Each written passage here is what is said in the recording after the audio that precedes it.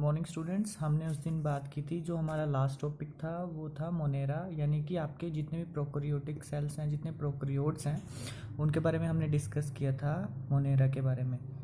आज हम बात करेंगे अपना नेक्स्ट किंगडम है, जो हमारा नेक्स्ट किंगडम है वो है प्रोटिस्टा। प्रोटिस्टा क्या है? जनरली ये यूकैरियोट्स हैं, यानी कि जितने भी आपके यूकैरियोट्स ऑर्गेनिजम्स हैं वो प्रोटिस्टा की ग्रुप में आते हैं। ठीक है। It is a kingdom of all unicellular eukaryotes, यानी कि जितने भी आपके यूकैरियोट्स हैं, फर्स्ट ऑफ ऑल जो हमने लास्ट टाइम डिस्कस किया था वो दे ऑल आर प्रोकैरियोट्स। अब ये हैं हमारे यूकैरियोट्स। स्पेशली हम बात करेंगे इस किंगडम में अपने एल्गा के बारे में। It includes chrysophyta, dinoflagellates, eukaryotes, slime moulds and protozoans. हम बात करेंगे इस जनरली प्रोटिस्टा ग्रुप के अंदर जो किंगडम है, जो किंगडम हमारा प्रोटिस्टा है, उसके बारे में हम बात करेंगे। जनरली इसमें होते हैं क्रिस्टोफाइट्स, dinoflagellates, eukaryotes, slime moulds and protozoans. और इनकी खासियत बात ये है कि एक्वाटिक फॉर्मिंग प्लैंक्टन्स होते हैं, यानी कि एक्वाटिक जो इनके लिविंग ऑफ ऑर्गेनिज्म है, यहाँ पे ये लिव करते हैं, ये एक्वाटिक मोड ऑफ लिविंग में सर्वाइव करते हैं। ये जनरली प्लैंक्टन्स होते हैं। अब बारी आती है इनकी न्यूट्रिशंस की, मोड ऑफ डिफरेंट न्यूट्रिशन, यानी कि इनको जिंदा रहने के लिए, इनको खाना खाने के लिए ये स्पेशली डिपेंड रहते हैं। They can be photosynthetic, saprophytic, parasitic और हेलोजोइक, यानी कि जो इनका मोड ऑफ न्यूट्रिशन है, जिसके कारण ये अपना बॉडी फंक्शंस चलाते हैं, जिनके कारण ये लिविंग सेल्स कहलाते हैं। जो इनका मेन पर्पस है, जो इनका मोड ऑफ न्यूट्रिशन है, वो जनरली फोटोसिंथेटिक होता है। They can be saprophytic, parasitic और हेलोजोइक। अब हम बात करेंगे जो हमारा फ्लैजिला है। फ्लैजिला क्या होता है? ये मोटाइल स्ट्रक्चर होता है। ये फ्लैजिला इस टाइप का स्ट्रक्चर होता है। इफ फ्लैजिला, यानी कि अगर फ्लैजिला प्रेजेंट है तो वो 11th स्टैंडर्ड होगा, यानी कि इसकी जो स्पेशलिटी है, जो फ्लैजिला की स्पेशलिटी है वो है 11 स्टैंडर्ड, यानी कि ये होगा 9+2 के कंपोजिशन में। यानी कि जो फ्लैजिला है, फ्लैजिला क्या होता है? It is a thread like structure, it can be motile.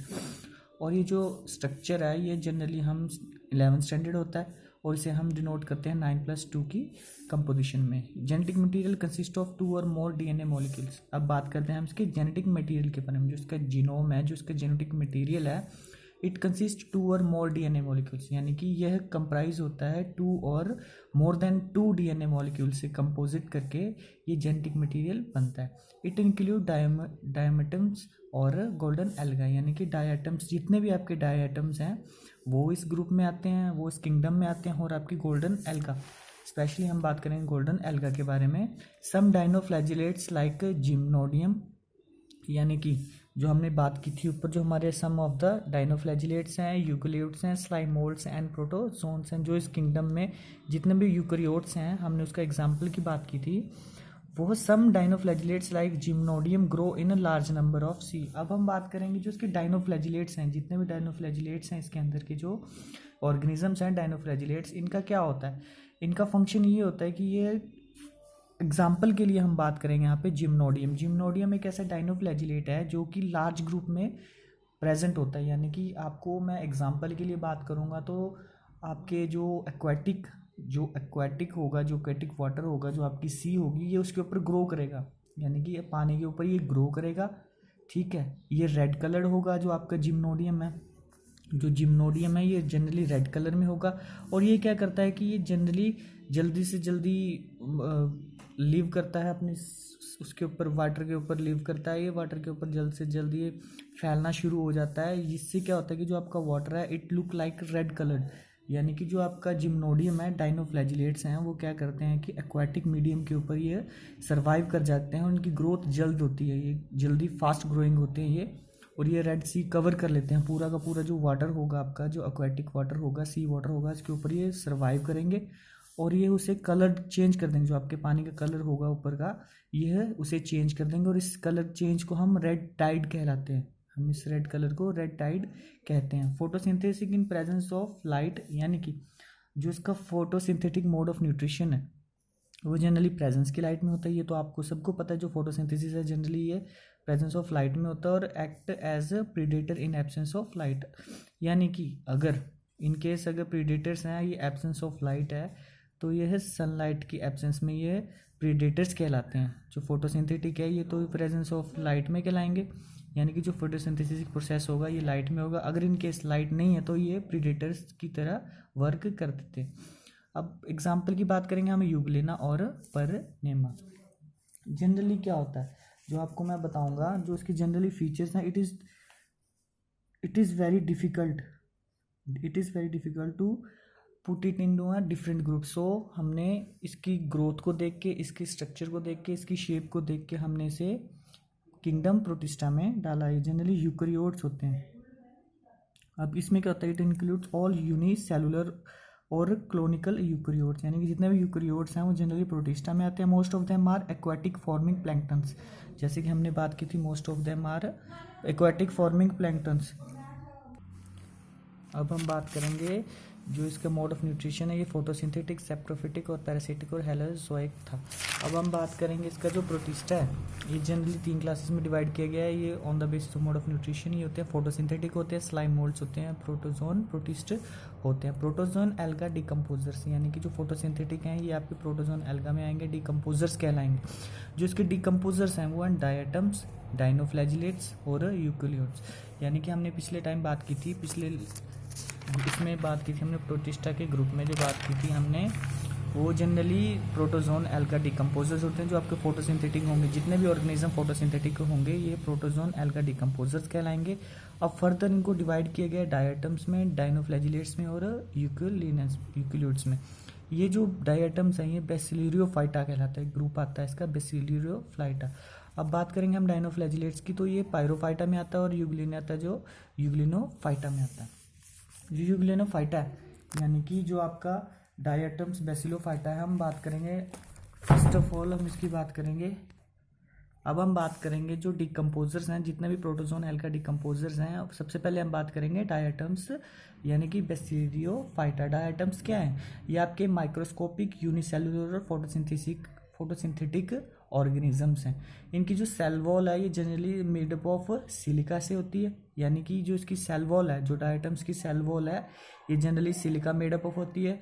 और ये जो स्पेसिफिक डिज़ाइन होता है इनका, यानी कि जो स्पेसिफिक डिज़ाइन होगा, जो इनका शेप होगी वो जनरली ऑर्मेंटेशन होती है, यानी कि ऑर्मेंटेशन किसकी जो स्ट्रक्चर होगा ये ऑर्मेंटेशन की तरह होगा, जो इसकी शेप होगी ये ऑर्मेंटेशन की तरह होगी।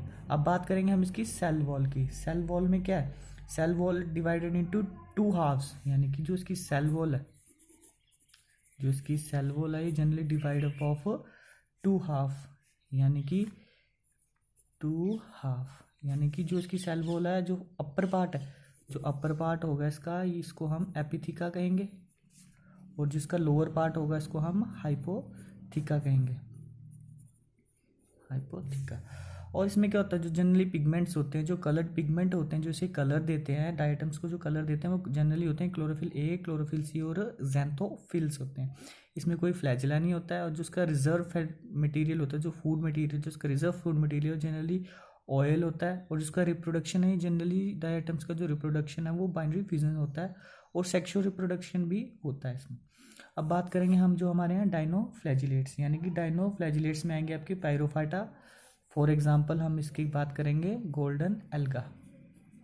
गोल्डन एल्गा क्या है, जनरली दे आर टॉक्सिन, ये टॉक्सिन रिलीज करते हैं। जो आपकी रेड सी है, जो हमने बात की थी, जो लास्ट गोनोडिडियम की बात की थी हमने, इस बारे में गायनोडियम की बात की थी, यहाँ पे गायनोडियम की बात की थी। ये जनरली क्या होते हैं, जनरली ये है टॉक्सिक होते हैं। ये जो वहाँ पे जो सर्वाइव कर रहे हैं, जो एक्वेटिक मेरीन में सर्वाइव करते हैं, उनके लिए डेंजरस होते हैं ये। जिसके कारण जो फिशेस होती हैं, डाइनोफ्लैजिलेट्स के कारण जो फिशेस होती हैं वह डेड हो जाती हैं, वह मर जाती हैं, क्योंकि यह रिलीज़ करते हैं टॉक्सिन। जो डाइनोफ्लैजिलेट्स हैं रेड सी बनाएंगे, ये आपके जो रेड सी जो अपर पार्ट जो होता है वाटर का, उसमें ये रेड सी बनाएंगे, जिसमें ऑक्सीजन की स्कार्सिटी हो जाती है, और जिसके कारण जो फिशेस होती हैं वह मर जाती हैं। इसमें फोटोसिंथेसिस होता है। इसकी जो एक प्रॉपर्टी है वो है बायोल्यूमिनेंस, यानी कि बायोल्यूमिनेंस जो होते हैं, जो शाइनिंग, जिसे हम कहेंगे शाइनिंग, इसकी प्रॉपर्टी होती है कि शाइन करने की प्रॉपर्टी होती है। इसकी सेल वॉल होती है जनरली मेडअप ऑफ सेलुलोज, जो इसकी सेल वॉल मेडअप ऑफ होगी ये जनरली सेलुलोज से बनी होगी। जो इसका क्लोरोफिल होगा, जो क्लोरोफिल पिगमेंट होगा इसका, जनरली क्लोरोफिल ए होगा, सी होगा और ज़ैंथोफिल होगा। रिजर्व फूड मटेरियल इसका भी सेम ऑयल ही होगा। अब बात करेंगे इसकी रिप्रोडक्शन की हम बात करेंगे। जनरली जूस्पोर्स जो इसका रिप्रोडक्शन है वो जनरली जूस्पोर्स होगा, आइसोगैमस होगा, एनिमोगैमस होगा और ओवोगैमस होगा। अब बात करेंगे हम इसके जो एग्जाम्पल, जो हमारा लास्ट है, जो हमारा एक ग्रुप है जो यूग्लिनोफाइटा या यूग्लिनो है, इसमें क्या होता है, ये जनरली एनिमल्स में फ्लैजिला होता है इसमें, और जो प्लांट्स है उसमें क्लोरोफाइटा होता है, क्लोरोप्लास्ट होता है, इसमें क्लोरोप्लास्ट होता है। जो फ्लैजिला होता है उसमें सेल वॉल नहीं होती है, सेल वॉल नहीं होती है, और इसमें जनरली जो मोड ऑफ रिप्रोडक्शन है वो बाइनरी फ्यूजन होता है। अब बात करेंगे हम हमारा जो है स्लाइम मोड। स्लाइम मोड्स क्या है, दे आर जनरली डीकम्पोजर्स, यानी कि ये है आपके डीकम्पोजर्स, ये आपके डीकम्पोजर्स हैं, यानी कि जो आपके ये डीकम्पोजर्स हैं ये है स्लाइम मोड्स में होंगे। इसमें क्या सेल वॉल जो होती है वो एब्सेंट होती है, नो सेल वॉल, और इसमें जो होता है प्लाज्मोडियम, यानी कि एक स्पेशल फीचर है इसका प्लाज्मोडियम का। जो प्लाज्मोडियम है अमीबोइड, यानी कि जो प्लाज्मोडियम है इसका क्या होता है, एमीबोइड स्ट्रक्चर होता है, mass of protoplasm with free nucleus, यानी कि जो न्यूक्लियस होता है वो फ्री होता है। और बात करेंगे हम इसका जो स्ट्रक्चर है, ये मल्टी न्यूक्लिएटेड स्ट्रक्चर होता है इसका, यानी कि मोर देन 2 न्यूक्लियड होते हैं इसमें, तो जिस कारण इसे मल्टी न्यूक्लिएटेड स्ट्रक्चर भी कहलाते हैं। इसमें क्लोरोफिल की कमी होती है, दे हैव नो क्लोरोफिल। और इसका जो मोड ऑफ न्यूट्रिशन है जनरली हेटेरोट्रॉफिक होता है और सेप्रोट्रॉफिक होता है और पैरासिटिक होता है। अब हम बात करेंगे जो हमारा ये स्लाइम मोड सा decomposer, plasmodium, no chlorophyll, heterotroph, saprophytic structure इसका, saprophytic mode of nutrition, parasitic reproduction, इसमें फ्रेगमेंटेशन होता है। अब बात करेंगे जो हमारे यहाँ प्रोटोजोन, यानी कि प्रोटोजोन में जनरली हम एग्जांपल की बात करेंगे जूफ्लैजिला, सर्केडिना, स्पोरोजोआ और ciliates. Generally considered as primitive relative of animals, यानी कि जो प्रोटोजोन जितने भी हैं ये है प्रिमिटिव रिलेटिव्स ऑफ एनिमल्स हैं। Includes organism that have infectious like stage in their life cycle, यानी कि यह इन्फेक्शन फैलाते हैं, ये जो आपके प्रोटोजोन है ये इन्फेक्शन फैलाते हैं, including organism that have infectious spores like stages in their life cycle. अब बात करेंगे हम जो हमारा नेक्स्ट किंगडम है वो है फंजाई, यानी कि आपकी जो फंजाई है उसके बारे में हम बात करेंगे। सबसे पहले हमने जो क्लासिफिकेशन दी थी, क्लासिफिकेशन में क्या था, क्लासिफिकेशन में था मोनेरा, प्रोटिस्टा, फंजाई, प्लांट और एनिमल्स। अब हम बात करेंगे जो हमारा लास्ट टॉपिक था वो था मोनेरा के बाद था हमारा किंगडम प्रोटिस्टा के बाद हम बात करेंगे अब फंजाई की। फंजाई क्या होती है, जनरली जो उसकी सेल वॉल है मेड अप ऑफ काइटिन होती है, रिजर्व फूड मटेरियल इसका ग्लाइकोजन होता है। जो बॉडी है वो वेजिटेटिव ग्रो भी करती है और रिप्रोडक्टिव शो भी करती है। जो वेजिटेटिव शो करेगी वो थ्रेड लाइक स्ट्रक्चर करेगी, जो रिप्रोडक्टिव करेगी वो एग्जाम्पल के लिए आपका मशरूम होगा। जो लाइकन्स की बात करेंगे, लाइकन्स क्या होती है, alga, fungus, mycorrhiza, it is lichen जो होती है सिम्बियोटिक एसोसिएशन होती है एल्गा और फंगस के बीच में। जो माइकोराइजा है fungus plus root of gymnosperm में ग्रो करता है, जो आपका माइकोराइजा है ये फंगस और रूट ऑफ जिम्नोस्पर्म में ये ग्रो करता है। मोड ऑफ न्यूट्रिशन क्या है, सेप्रोफिटिक होती है, पैरासिटिक होती है और सिम्बायोटिक होती है। अब इसका जो रिप्रोडक्शन है, जो इसका रिप्रोडक्शन है वो है वेजिटेटिव, एसेक्सुअल और सेक्सुअल। ये है आपका फंजाई का जो रिप्रोडक्शन है वो वेजिटेटिव है, एसेक्सुअल और सेक्सुअल है। वेजिटेटिव फ्रेगमेंटेशन में जो होगा सबसे पहले फ्रेगमेंटेशन होगी ब्रेकिंग ऑफ माइसीलियम, फिर बर्डिंग होगी, ये डिफरेंट ऑर्गेनिज्म में होगी। जैसे बर्डिंग होगी small outgrowth from the parent body में। बर्डिंग में क्या होता है कि एक ग्रोथ आउटग्रोथ शुरू हो जाती है पेरेंट बॉडी से और लास्ट टाइम हो जाके अलग हो जाती है और एक नया ऑर्गेनिज्म तैयार हो जाता है। फ्यूजन में क्या होता है, breaking of the cell. Fusion में क्या होता है, ब्रेकिंग ऑफ द सेल। सिक्लेशिया में होता है मास ऑफ हाइपी, और इसके बाद राइजोमॉर्फ होता है स्ट्रिंग लाइक स्ट्रक्चर। उसके बाद बारी आती है एसेक्सुअल। एसेक्सुअल में जनरली होते हैं जूस्पोर्स, यानी कि motile flagellated thin wall structured होते हैं, ये जनरली एक्वाटिक होते हैं। अब बात आती है हमारी सेक्सुअल की। सेक्सुअल जो इसमें रिप्रोडक्शन मोड ऑफ रिप्रोडक्शन होता है, इसमें जनरली प्लाज्मोगैमी होता है, कार्योगैमी होता है और मायोसिस होता है। यानी प्लाज्मोगैमी में फ्यूजन ऑफ साइटोप्लाज्म होगा, ये डाइकोरियोन्स में होता है, ये 2 न्यूक्लियड होता है। कार्योगैमी में क्या है, फ्यूजन ऑफ न्यूक्लियसन। यहाँ से हम बात करेंगे प्लाज्मो, ये आपको मैं समझाने के लिए बताऊंगा। ये प्लाज्मोगैमी है, प्लाज्मो क्या होता है, फ्यूजन ऑफ साइटोप्लाज्म, आप इस वर्ड से समझ सकते हैं, साइटोप्लाज्म। और कार्योगैमी में क्या होता है, फ्यूजन ऑफ न्यूक्लियस। कार्यो का मतलब होता है न्यूक्लियस, ये गैमी का मतलब होता है फ्यूजन, यानी कि फ्यूजन ऑफ न्यूक्लियस। म्यूसिस में डिफरेंट स्टेजेस आती हैं इसमें। उसके बाद बात करेंगे हम इसकी जो क्लासिफिकेशन ऑफ फंजाई है। क्लासिफिकेशन ऑफ फंजाई में क्या है, सबसे पहले मेस्टिगोमाइकोटिना, फिर जाइगोमाइकोटिना, फिर एस्कोमाइकोटिना, फिर बेसिडोमाइकोटिना और डिटीरोमाइकोटिना। जितने आपके मेस्टिगोमाइकोटिना है उसमें जनरली ओओमाइसाइट्स आते हैं, जाइगोमैक्टिना में कॉन्जुगेशन आती है आपकी, एस्कोमाइकोटिना में सैक फंजाई कहलाती है, बेसिडोमाइका में आपकी क्लब फंजाई कहलाती है, और फंजाई इम्परफेक्ट आती है आपकी डिटीरोमाइकोटिना। अब बात करेंगे हम जनरली फंजाई के जो मेन है, जो इसकी मेन क्लासिफिकेशन है वो जनरली होगी एस्कोमाइकोसिटीज़, फाइकोमाइकोसिटीज़, डिटीरोमाइकोसिटीज़ और बेसिडोमाइकोसिटीज़। अब बात करते हैं हम फाइकोमाइसिटीज़ की, यानी कि आपकी जो फंजाई की क्लासिफिकेशन है जनरली 4 में बताई गई है आपकी बुक में, तो जनरली हम इन 4 के बारे में ही डिस्कस करेंगे। जो फाइकोमाइसिटीज़ हैं वो फाउंड इन एक्वेटिक हैबिटेट में होती है, ठीक है, ये आपकी फाउंड होगी आपके एक्वेटिक हैबिटेट में होगी। इसमें माइसीलियम इस ए सेप्टेट होगा, यानी माइसीलियम जो होगा वो सिंगल होगा और वो ए सेप्टेट होगा, एंड सिनोसिटिक। ए सेक्सुअल रिप्रोडक्शन में क्या है, ए सेक्सुअल रिप्रोडक्शन की 2 टाइप की होती है, जूस्पोर्स और एप्लेनोस्पोर्स। जो आपके मोटाइल स्ट्रक्चर होंगे, जो मोटाइल इजीली मूव कर लेंगे, वो आपके जूस्पोर्स होंगे, और एप्लेनोस्पोर्स होंगे नॉन मोटाइल, यानी कि ये धीरे धीरे ही मोटिलिटी इनकी कम होती है।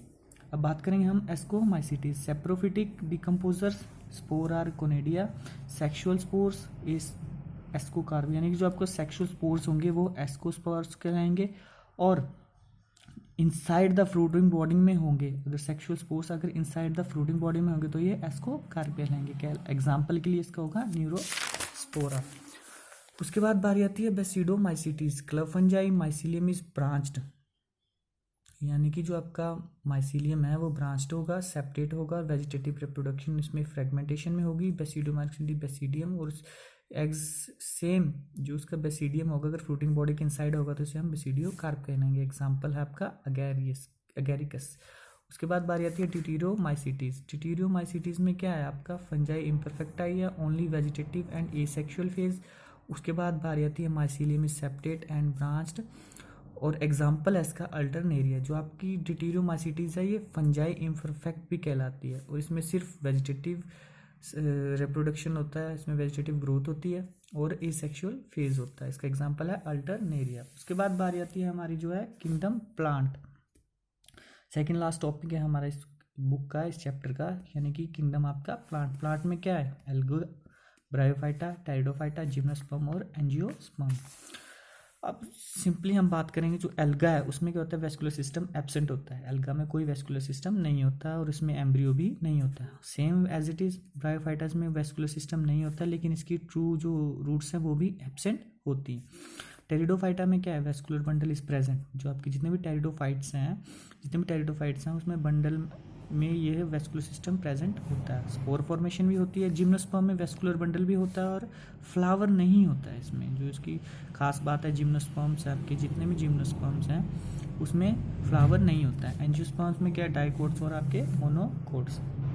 उसके बाद बारी आती है यूकैरियोटिक क्लोरोफिल बेयरिंग ऑर्गेनिजम्स, यानी कि जितने भी आपके जो प्लांट हैं ये यूकैरियोट्स होंगे, क्लोरोफिल होंगे, इनमें बेयरिंग क्लोरोफिल प्रेजेंट होगा, और इनका जो लाइफ साइकिल है ये डिप्लॉयड सेप्रोफिटिक होगा और हैप्लॉयड गैमेटोफिटिक होगा।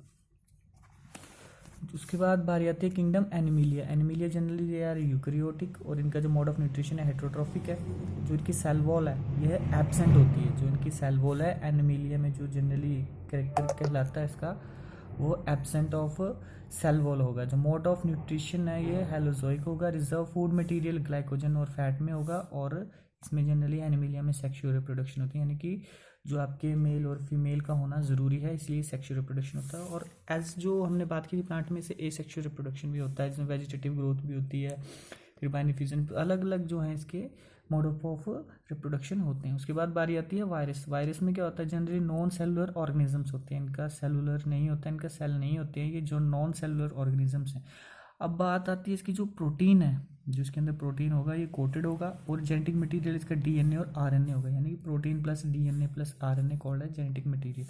ये live only inside the living cell, यानी कि वायरस की एक खासियत ये है कि ये पहले वो डेड होंगे, एक्ट करेंगे, लिव जितनी लिविंग सेल के ऊपर आएंगे तो ये लाइव हो जाएंगे। लिविंग में मोड ऑफ इनका जो ग्रोथ है ये लिविंग में आ जाएगी, यानी कि यह अगर किसी चीज़ के ऊपर है तो ये डेड होंगे वायरस, और अगर किसी की लिविंग में कांटेक्ट में आते हैं तो ये लिविंग सेल्स में अपना एक्ट करेंगे। उसके बाद बारी आती है वायरोइड्स की। वायरोइड्स इन्फेक्शियस डीएनए होता है, और लाइकन्स में क्या होता है, जनरली लाइकन्स होते हैं पॉल्यूशन इंडिकेटर्स, यानी कि जहाँ पे अगर आपका पॉल्यूशन ज़्यादा तो ये वहाँ ग्रो नहीं करेंगे, जो लाइकन्स हैं जो आपके वहाँ ग्रो नहीं करेंगे। इसमें क्या होता है, सिम्बायोटिक एसोसिएशन होती है, यानी कि जो आपके लाइकन्स है इसमें जनरली सिम्बायोटिक एसोसिएशन होती है। अब सिम्बायोटिक एसोसिएशन क्या होती है, यानी कि सिम्बायोटिक एसोसिएशन होती है बिटवीन द एसोसिएशन होगी, यानी आपके एल्गा और फंजाई के बीच में जो एसोसिएशन होगी, यानी कि एक दूसरे के ऊपर डिपेंडेंट होंगे फूड और शेल्टर के लिए, तो ये लाइकन्स होते हैं। और इनका जो मोड ऑफ एसोसिएशन है ये सिम्बायोटिक होता है, यानी कि ये दोनों एक दूसरे के ऊपर डिपेंडेंट होते हैं, एल्गी और फंजाई। एल्गल पार्ट जो होगा वो फाइबोबिएंट कहलाएगा और जो आपका फंगल पार्ट होगा वो माइकोबिएंट कहलाएगा। तो इसी के साथ हमारा चैप्टर ख़त्म होता है। अब नेक्स्ट क्लास में बात करेंगे हमारे नेक्स्ट चैप्टर के बारे में। अगर किसी भी स्टूडेंट को कोई भी प्रॉब्लम है इस टॉपिक से तो वो प्लीज़ मुझे कॉन्टैक्ट कर सकता है।